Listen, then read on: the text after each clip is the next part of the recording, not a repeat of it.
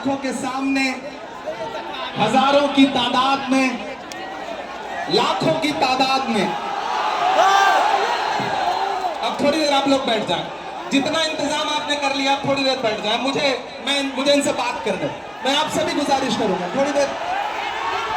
ये सैकड़ों किलोमीटर से आए हुए लोग धूप की शिद्दत में खड़े हैं, तो इनकी मौजूदगी को सलाम। मुझे पता है नया पाने की चाहत में पुराना छूट जाता है, नया पाने की चाहत में पुराना छूट जाता है। तुझे अपनाऊं तो मुझसे जमाना रूठ जाता है। मोहब्बत पढ़ने लिखने में बहुत आसान है, लेकिन मोहब्बत को निभाने में पसीना छूट जाता है। इमारत शरिया के बुलावे पर पूरे बिहार, पूरे बंगाल, पूरे उड़ीसा, पूरे झारखंड के कोने कोने से आए हुए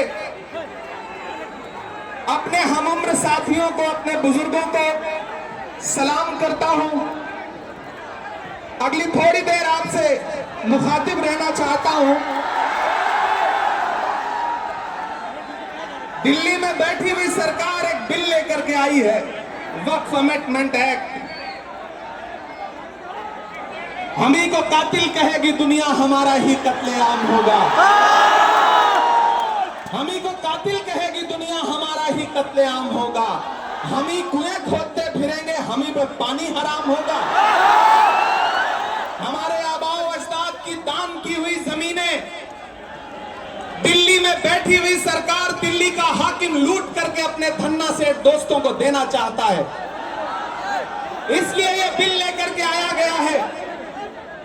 पूरे मुल्क में इस बिल के खिलाफ एहतजाज हो रहा है। देश की पार्लियामेंट में आपने देखा, हम सारे लोगों ने इस बिल के खिलाफ लगातार लड़ाई लड़ी, लेकिन नंबर उनके पास है, इसलिए यह बिल पास हो गया। अब लड़ाई सड़कों पर लड़नी है। देश की माननीय उच्चतम न्यायालय में, सुप्रीम कोर्ट में यह मुकदमा ऑलरेडी पेंडिंग है, और मुझे पूरा यकीन है कि हमारे देश की सुप्रीम कोर्ट इंसाफ जरूर करेगी।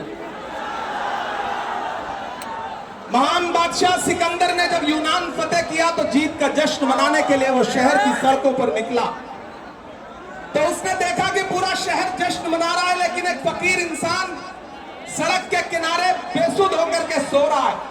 सिकंदर को गुस्सा आया। सिकंदर अपने घोड़े से उतरा और उस सोते हुए फकीर के पास पहुंच करके गुस्से में उसे जोर की एक लात मारी, और लात मार के कहा कि क्यों रे फकीर, मैंने शहर जीत लिया, शहर जश्न मना रहा है और तू सो रहा है। तो उस फकीर ने उन्हीं आंखों से सिकंदर की तरफ देखा और देख करके कहा कि शहर फतेह करना बादशाहों का काम है, लेकिन लात मारना गधे का काम है। पिछले 11 साल में इस सरकार ने आवाम को सिर्फ और सिर्फ लात मारने का काम किया है, और अब ये बिल लेकर के आए हैं, और उन्हें लगता है कि आप खामोशी के साथ उनके हर जुल्म सितम को बर्दाश्त कर लेंगे। हमें पता है नहीं करेंगे, नहीं करेंगे ना, नहीं करेंगे ना। आपकी यहाँ मौजूदगी इस बात की गवाह है। मुझे पता है धूप बहुत ज्यादा है, इसलिए हजारों की तादाद में लोग दरख्तों के नीचे किनारे बैठे हुए हैं, वो बीच में नहीं आए। लेकिन फिर भी आज पूरा पटना, पूरा बिहार जाम हो चुका है। लोग लाखों की तादाद में घर से निकल करके आए हैं। मैं सलाम करता हूं आपकी जिंदा दिली को, आपकी मोहब्बत को। फैसल रहमानी साहब के एक बुलावे पर मैं उनको भी सलाम कर रहा हूं। ये जो नई नस्ल है, ये पानी की तरह बह रही है। मैं इस नई नस्ल के बहने को भी सलाम करता हूं। बहुत तकरीर नहीं करनी है, बस इतना कहना है कि नहीं, ऐसा नहीं होगा, कभी ऐसा नहीं होगा, कभी ईमान का कुरान का सौदा नहीं होगा।